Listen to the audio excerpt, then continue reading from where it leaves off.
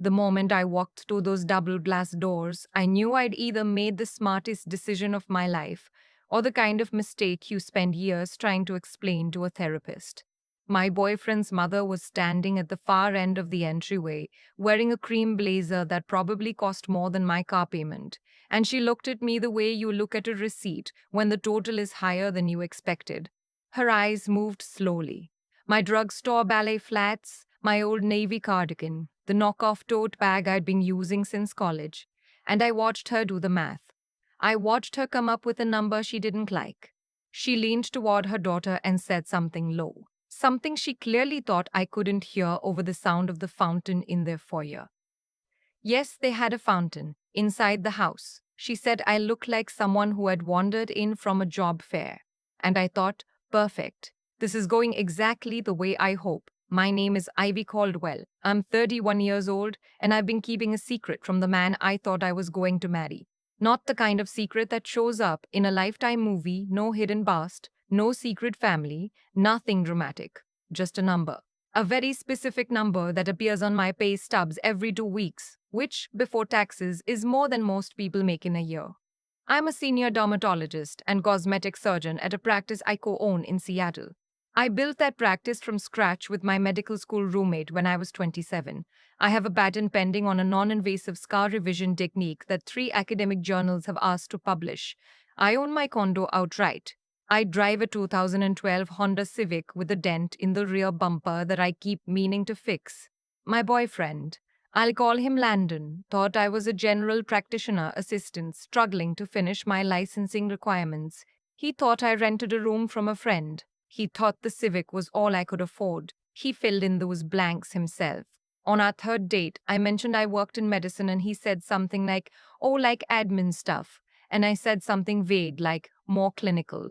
And he nodded and moved on. And I never corrected him. I should have. I know that. But there's a reason I didn't, and that reason has everything to do with a woman named my grandmother. My grandmother raised me after my parents divorced, and both in their own separate ways stopped showing up. She was the kind of woman who wore the same winter coat for 14 years because it still kept her warm, and she didn't see the point in replacing a thing that worked. She clipped coupons. She drove a 20-year-old Buick. She made soup from scratch because she said anything that came from a can tasted like the inside of a filing cabinet.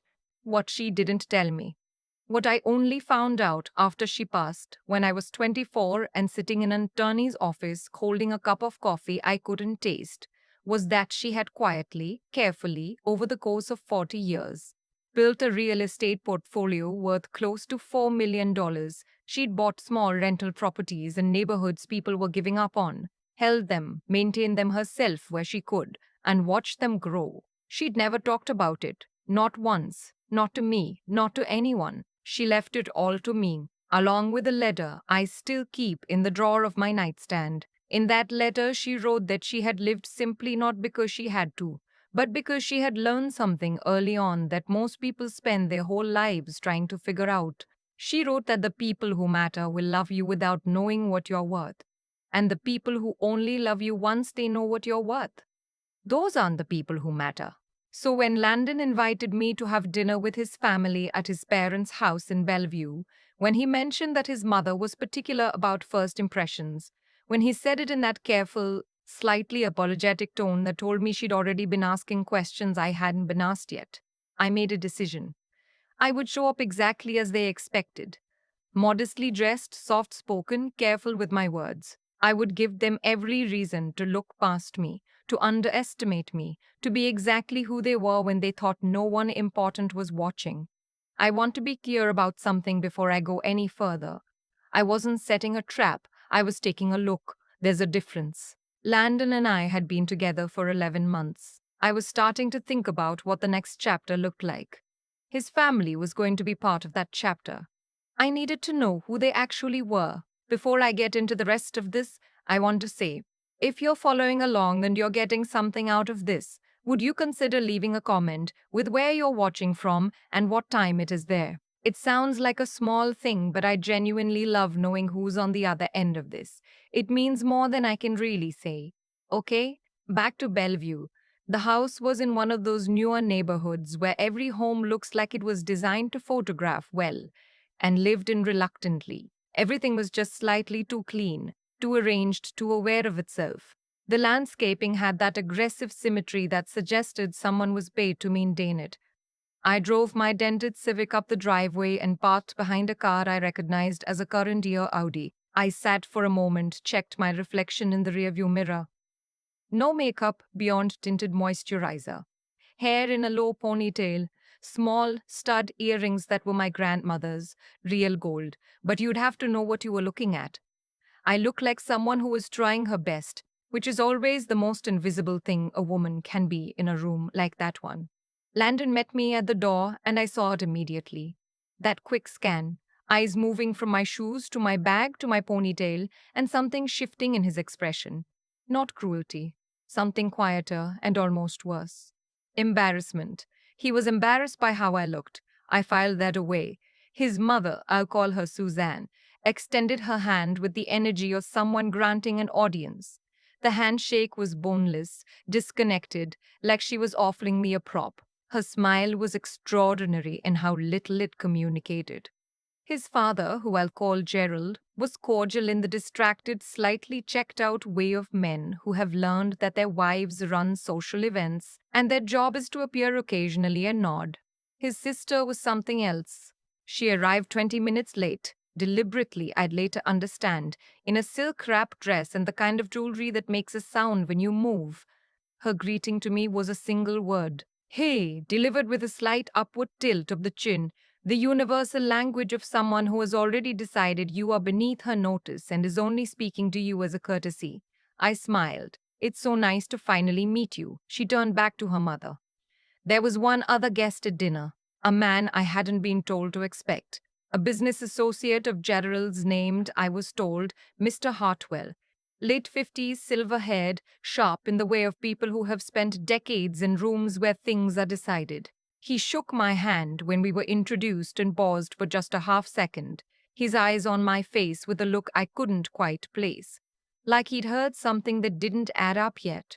I didn't know why, but I noticed it. The dining room was the kind of space that mistakes size for sophistication. The table could seat 12. There were 5 of us. The place settings had multiple forks, which I counted. 4 per person. I'm a surgeon. I work with instruments most people never see in a lifetime. 4 forks for pasta is, objectively, a flex with no basis in function. Suzanne caught me looking. She said she hoped I was comfortable with formal table settings. Said it the way people say things when they are hoping you're not comfortable, when they want to watch you be uncomfortable. I said my grandmother always taught me that the company at a table matters more than the silverware on it. Suzanne's smile didn't move, but something behind it did. The dinner itself was a performance. Suzanne asked about my family. I said my grandmother raised me, that she'd passed a few years ago. She made a sound of practiced sympathy. She asked what my grandmother had done for work. I said she'd had some real estate investments, small ones. Nothing exciting. Suzanne moved on quickly. She asked about my work. I said I was in medicine. She asked if I was a nurse. I said my role was more specialized than that, but patient-facing on the clinical side. She nodded knowingly, the nod of someone filing information into a folder labeled acceptable but not impressive. Then the sister, I'll call her Kimberly, introduced a name into the conversation the way you drop something deliberately to see how it lands. She said she'd run into Brooke last week. Said Brooke looked amazing. Said Brooke's family had just wrapped up a development deal downtown that apparently went really well. I watched Landon's face.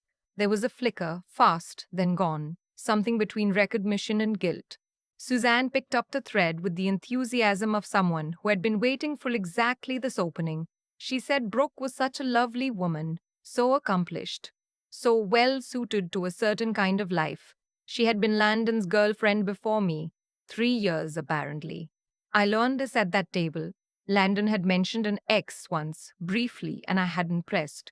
I was pressing now, internally, while keeping my face very neutral. Suzanne said it was such a shame things hadn't worked out between them, that everyone had assumed it was heading somewhere serious. that Brooks' family was in commercial development and it would have been such a natural fit with Gerald's construction contracting business. The implication was architectural, clean and load bearing. Brooke was the right choice. I was what happened when the right choice wasn't available. I looked past Suzanne and noticed for the first time that the framed photos on the wall behind her included at least 3 images featuring a woman with dark hair standing beside Landon. She was laughing in 2 of them. In one, they were at what looked like a formal event, his arm around her waist, both of them belonging somewhere. Suzanne caught me looking, said nothing. Let the silence do the work. Kimberly twisted the moment a little further, said Brooke was still single, which was honestly so surprising because she was the kind of woman who had everything going for her, almost like she was waiting.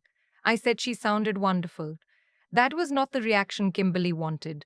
She blinked, recalibrated. Suzanne recovered and said something about how she hoped I didn't feel out of place in their world, given, and here she paused just long enough to be precise, given my more modest background. She said she had great respect for people who worked hard with what they had. Said there was no shame in a simple life. Simple. I felt something shift in me. Not anger exactly, more like clarity. The kind that comes in the last few seconds before a decision becomes obvious. I kept my face open and said something gentle about how simplicity had always felt like a choice more than a limitation in my experience. Suzanne didn't know what to do with that. Gerald changed the subject.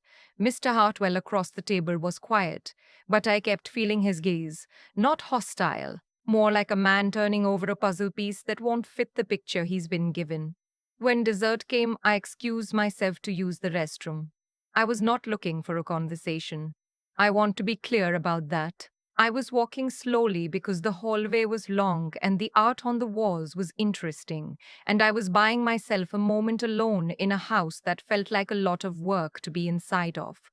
I heard them before I saw the door. Suzanne's voice, low and deliberate. Kimberly answering. I stopped. Suzanne was saying they had to handle this carefully. That Landon was getting too comfortable and they couldn't let it continue. Kimberly said she didn't understand what he saw in me. Said I seemed like a nice enough girl, but I had nothing, and the whole point of this phase was to keep Landon visible, socially active, so that when the timing was right with Brooks' family, they could move forward. Said she thought I was supposed to be temporary. Temporary. Suzanne said that was still the plan. She said the Devereaux development deal Brooks' family was close to finalizing, and Gerald needed that partnership to recover from 2 bad quarters. She said once the deal was locked in and Brooke was back in the picture, they would find a reason to end things. She said it wouldn't be hard. She said, and I'm going to quote this exactly because it didn't leave me. She said, a girl like that will fall apart the moment she feels unwanted. She won't even fight it. I stood in that hallway for a long moment. Then I walked to the bathroom, ran cold water over my wrists, something I do when I need to reset, a habit from long surgical shifts, and looked at myself in the mirror. I was not going to fall apart. I was going to think. I went back to the table and I finished dinner. I laughed at Gerald's story about a job site in Tacoma. I thanked Suzanne for the food. I let Landon walk me to my car, and I accepted his kiss goodnight. And I drove home through the dark with the radio off and a plan beginning to take shape in the space behind my sternum where anxiety usually lives. The next morning, I started doing what I do when something in front of me needs to be understood. I researched. Gerald's construction contracting company had been his father's before it was his. Solid regional reputation for most of its history. But the last 2 years told a different story. Delayed projects, a lawsuit from a commercial client over cost overruns, 2 public bids they'd lost to competitors whose numbers were significantly lower. They'd been carrying debt at a rate that only made sense if they were expecting a significant capital infusion. The Devereaux family's development deal was the life raft. Brooke was the line attached to it. I also found something else, something that took longer to surface because it was buried in the way that things are when someone has been careful. Kimberly was on the payroll of her father's company as a strategic consultant. She had been for 4 years. The payment records, cross referenced with what I could find of the company's actual project timeline, suggested she was being paid for work that, generously, I couldn't account for. I'm not an accountant. I'm not making legal claims. But I understand numbers, and these numbers did not add up. I called my medical school roommate, also my business partner, the woman who had helped me build our practice from a subleased exam room to a fully accredited surgical center, and I told her what I'd found. She told me I was being too generous in my interpretation and that I should talk to someone who actually understood financial forensics. She knew someone. As it turned out, Mr. Hartwell did too. I looked him up after that dinner. He had a long career in commercial real estate and business consulting, and I found a reference in an old trade article to a dispute with a contracting firm that had misrepresented project costs. The firm was Gerald's. I called him. He remembered me before I finished introducing myself. He said my grandmother's name, unprompted, and I stopped breathing for a second. He said Margaret Caldwell had been one of the sharpest investors he'd ever had the privilege of knowing. He said they'd worked together briefly in the late 90s, and he'd never forgotten it. He said he'd known who I was the moment he shook my hand at that dinner, and he'd spent the meal trying to figure out why I was there dressed like I was there to apply for a filing position. I told him everything. He was quiet for a moment. Then he said, "Your grandmother would have done exactly the same thing." We met twice over the following 3 weeks. He had documentation I didn't. I had documentation he'd never be able to obtain on his own. Together, we had something considerably more complete. Meanwhile, I was playing the role of the grateful, slightly overwhelmed girlfriend. I went to a Sunday brunch at the house. I let Suzanne recommend a hair salon because she said she knew someone who could really do something with my look. I smiled. I nodded. I watched Landon check his phone and angle the screen away from me, and I noticed the contact name that appeared when a message came through. Brooke. I didn't say anything. I took a photo of the screen from across the room, not because I needed it for anything legal, because I needed to remember clearly. I find that when things get complicated, memory becomes unreliable in ways that are inconvenient. Documentation keeps you honest. The week before, what Suzanne had announced as a small family gathering, which turned out to mean 40 people, a catered dinner, and a string quartet in the backyard, I gave Landon one last opportunity. We were sitting in his car outside my building. I asked him conversationally how he felt about us, about where things were going. He said he was happy. He said I was everything he'd been looking for. He said he was serious about me. I asked if there was anything he wanted to talk about, anything at all. He looked at me steadily and said no. I nodded. I went inside and I got ready. The night of the gathering, I opened a different section of my closet. My everyday wardrobe is intentionally unremarkable. I drive a dented Honda. I wear scrubs or business casual. I don't have anything to prove on a regular Tuesday. But I have pieces that I've acquired over years. A gown I wore to a medical conference in Boston where I was a keynote speaker. Jewelry that belonged to my grandmother and has been appraised at values that would surprise you. A watch that was a gift from a mentor who believed in paying people what they're actually worth. I got dressed in all of it. I did my hair the way I wear it in the operating room when I need to feel like myself. Structured, precise, professional. I put on the earrings my grandmother bought the year she sold her third property. I wore the watch. I wore the dress. I looked in the mirror and I said out loud, to no one, okay. The valet at the gathering did a double take when I handed him my civic keys. One of Susan's friends, standing near the entrance, stopped mid-sentence when I walked past. I heard someone ask someone else quietly who that was. Gerald saw me first. He was near the bar and his expression did something interesting. A kind of recalibration, like a man realizing he may have misread a situation significantly. Suzanne saw me about 7 minutes later. I watched her face cycle through confusion, recognition, and something that I think was the beginning of fear, in that order. She regained her composure quickly. She always did. She came toward me with her smile in place and her voice controlled, and she said my name like a question. I said her name back like an answer. I thanked her for the lovely evening.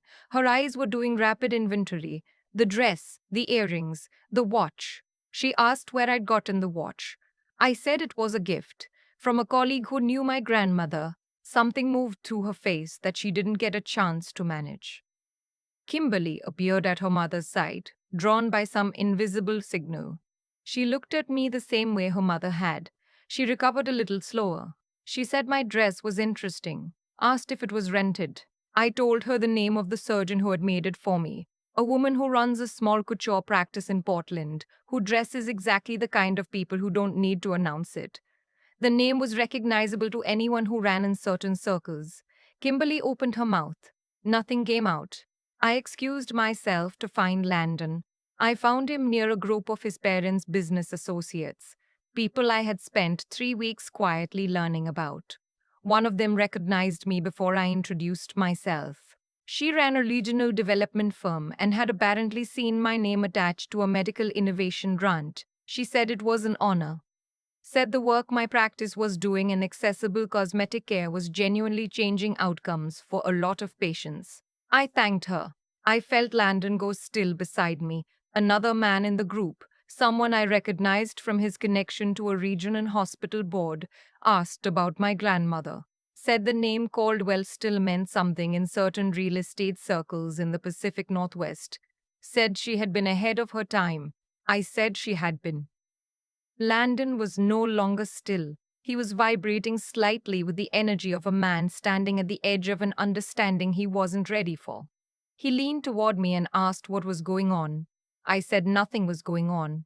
I said nothing was going on. I said this was a party and we should enjoy it. Before he could say anything else, Terrell's voice came through the portable speaker system. He was at the far end of the backyard, thanking everyone for coming, moving through the kind of speech that wealthy people give at parties they host to remind everyone of what they have. He spoke about family, about opportunity, about legacy. Suzanne moved to join him. She took over the microphone with the ease of practice. She welcomed the guests. She talked about the future of Gerald's business. She alluded to exciting partnerships. She used the word alignment 3 times. Mr. Hartwell was standing near the back of the gathered crowd. I caught his eye. He gave me a small nod. Suzanne called Landon up to join them. Then she called me. I set down my glass. I walked to the front. She handed me the microphone with a smile that was meant to be magnanimous. She said she was sure I wanted to say a few words. I looked at the microphone. I looked at Landon. I looked at Suzanne, who believed she was still in control of what was happening. I said, I do. And I started talking. I thanked Suzanne for the warm welcome she had extended to me over these past weeks. I said I'd learned so much about her family since our first dinner. I told the gathered guests that when I arrived at his home for the first time, I had made a choice. I had chosen to show up in the clothes I wear on an ordinary day, to drive the car I drive on an ordinary day, to present myself without credentials or context. Because I wanted to know how this family treated someone they believed had nothing to offer them.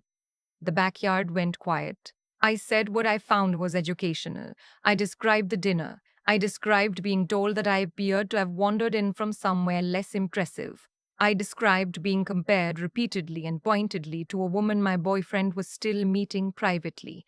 I held up my phone briefly, so the image was visible to those close enough to see it. Landon and Brooke at a restaurant 2 weeks ago, his hand over hers on the table. The guest closest to me made sounds. Landon said my name. His voice was strange. Hello.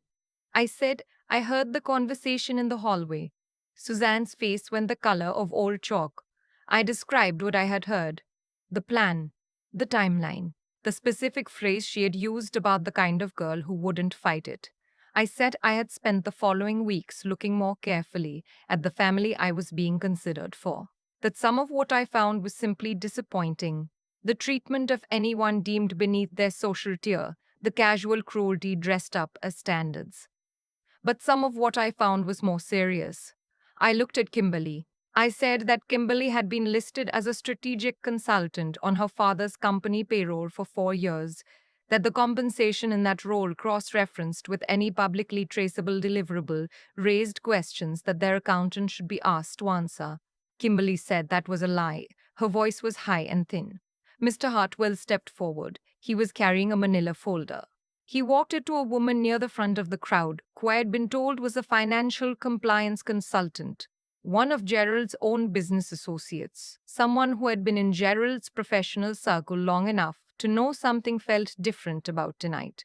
Mr. Hartwell said he had his own history with his family and his own documentation, and that he was happy to let the appropriate people review it. Gerald had sat down on a nearby chair. He looked like a man who had known something was wrong for a long time and had simply been waiting for it to surface. Suzanne said, loudly, sharply, that this was outrageous, that I was clearly disturbed, that nothing I was saying was substantiated. I said everything I'd shared was documented and available. I looked at Landon. I said he had been given an opportunity the night before this party to tell me the truth. He had chosen not to. I said I understood that he was caught between his family's plans and something that might have been real, and I had some sympathy for how complicated that situation was. But, I said, a man who can't tell the truth to the woman he claims to care about, that's not a complication I'm willing to build a life around. I reached into my bag. I set the small thing he'd given me, a promise ring, not an engagement ring, something he'd presented 3 months in with a speech about intentions, on the folding table beside the microphone, the kind of table where people set their empty glasses. I said, I think you should give that to someone who doesn't yet know what you're capable of. The backyard was completely silent. I handed the microphone back to the stand. I walked to the edge of the patio, picked up my bag, and nodded once to Mr. Hartwell. He nodded back. I heard it start behind me as I walked to the valet station. Suzanne's voice, climbing in pitch, trying to find a narrative that could hold what had just happened together. Kimberly's husband. I'd seen him standing near the bar all evening, quiet and watchful, saying something to her that she clearly didn't want to hear. Gerald, not saying anything at all. I didn't turn around. The drive home was quiet. I didn't call anyone. I made myself a cup of tea and changed into the flannel pajamas I've had for 4 years, and I sat on my couch and I thought about my grandmother. I thought about the letter she left me. The part I think about most often isn't the philosophy. It's one specific sentence near the end. She wrote, I never needed anyone to know what I was worth because I already knew. I fell asleep on my couch that night with the television off and the city quiet outside my windows, and I slept better than I had in months. 11 days later, there was a piece in a regional business newsletter about Gerald's company facing a compliance review in connection with a financial irregularity complaint. The article didn't name sources. It mentioned that a long-standing business relationship with a development firm, the DeViro Group, had been paused pending the outcome. My name appeared nowhere. I had asked Mr. Hartwell to keep it that way. He understood. He said my grandmother had always preferred to let the work speak without a signature on it. Landon sent me 2 messages in the week after the party. The first said we needed to talk. The second said he was sorry, that he knew he'd handled things badly, that he'd always actually cared, that it had gotten complicated in ways he hadn't known how to explain. I lead both. I didn't respond to either. Some things don't need a reply. Some doors close, and what's on the other side of them is simply a different life.